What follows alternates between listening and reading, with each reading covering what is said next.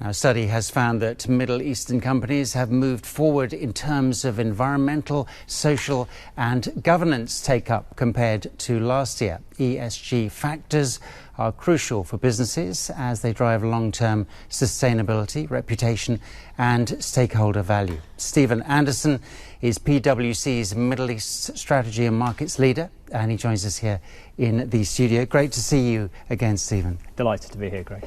So what were the main findings then of your latest report in brief? Yeah, sure. So we titled it Startup to Scale Up. So there are kind of three things that really struck out. The first thing was a seismic shift in both the awareness and the activity around ESG. So firstly, around 65% of companies now have an ESG strategy, and about a third have a chief sustainability officer.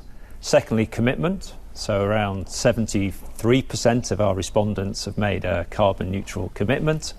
And finally, some constraints. So firstly, around finance, only around 13% driving sustainable finance, and around 40% said there's a lack of skills. So what would you say then are the key factors for driving ESG forward at the moment, particularly in this region? So the big one, I think, is opportunity. Our region's going through what I call a massive and fast transformation. And many of those ESG factors are pulling and driving that transformation forward. We're the most important place on Earth from an energy transition. We have the lowest cost renewables of anywhere on Earth. That's driving opportunities in green hydrogen, green manufacturing. We're developing new destinations, we're localising supply chains. And on the social side of things, we have to find the next wave of employment, drive diversity. And then from a governance perspective, as we drive FDI, look to privatise and drive IPOs, governance becomes important. So big factor on opportunity. Clearly there's some regulation that's at play that we need to follow. And finally, obviously, COP28 coming is providing some momentum. Well, let's talk more about COP28. It features in the report, obviously. It's getting closer. It's going to be starting at the end of November. How important is it for businesses? Are they taking it seriously here? Absolutely, Greg. We're seeing big excitement, certainly from my clients, around this upcoming COP. We had COP27 in our region. We've now got COP28.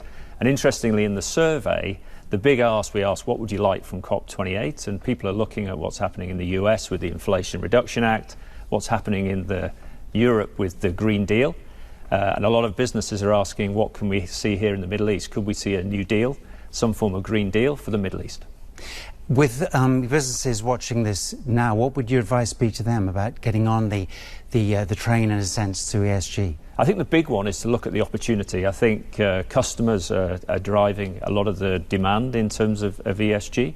They're also thinking about your workforce. Your workforce want to know that you have a strong ESG credentials. That attracts people in.